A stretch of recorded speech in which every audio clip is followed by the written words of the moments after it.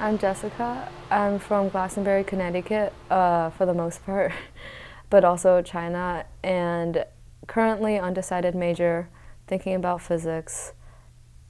And, oh, I go to Wellesley College. Honestly, okay. Do you even like swimming? Oh no. Wait, do you swim? No, she cruised. My high school was noticeably whiter.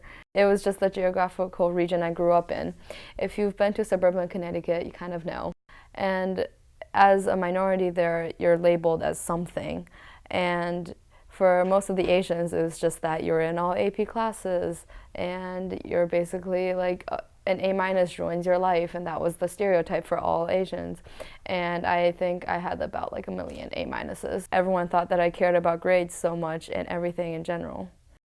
She was loud and sarcastic. I'm not as loud, but I like to think I'm as sarcastic. Obviously, when I first came to America in second grade, it's a cultural shock.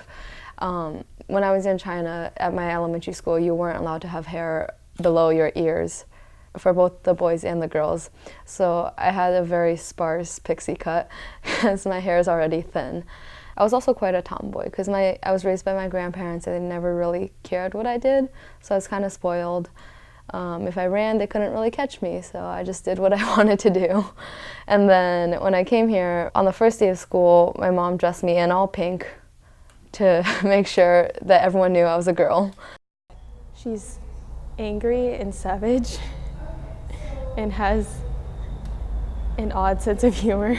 I think Jessica is an outgoing, energetic, and very kind person. She's practiced swimming like 5 days a week, so it's pretty energetic. And last time I went to her home to celebrate Thanksgiving, she go running every morning, like for 5 miles or 6 miles.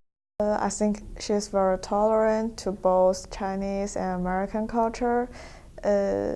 Although she came to America at 8 years old, which is pretty late for her, she's able to make friends with American, and at the same time she also has a lot of Chinese friends. I think this unique cultural experience make her more acceptable to different cultures around the world. One time I noticed that her watching Japanese animation, and I know that she has lots of friends from France, Thailand, Holland. Things were generally nice in elementary school where kids are mostly innocent and they're just nice to you and they're just like, oh my God, a different kind of person, but they'll be friendly. But in middle school, I remember one kid asked me if I was Korean, and I said no. And then he asked me if I was Japanese, and I also said no. And then I said I'm Chinese, and he told me that, like, no, you can't be, you don't look Chinese. You're either Korean or Japanese. And I was like, you're the whitest kid I've ever met. How do you know what a Chinese person or a Korean person or a Japanese person looks like? And then he just didn't talk to me for the rest of that year. But I think it was for the better.